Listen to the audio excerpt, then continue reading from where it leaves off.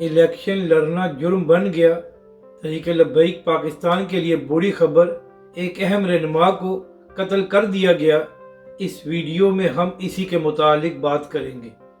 بسم اللہ الرحمن الرحیم۔ السلام علیکم ناظرین کرام، تحریک لبیک پاکستان نے پورے ملک میں امیدوار کھڑے کیے ہیں۔ اسی طرح تحریک لبیک پاکستان نے PP 29 میں ملک ثاقب نواز صاحب کو ٹکٹ دیا تھا۔ تو ناظرین کرام، کل ان کے حوالے سے خبر سامنے آئی تھی کہ ملک ثاقب نواز صاحب پر قاتلانہ حملہ کیا گیا ہے، جس کی وجہ سے وہ شہید ہو گئے ہیں۔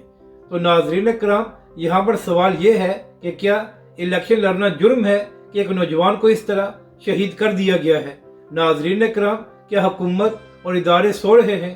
تحریک لبیک پاکستان اور حافظ سعد رضوی نے حکومت سے مطالبہ کیا ہے کہ فوری طور پر قاتلوں کو گرفتار کیا جائے۔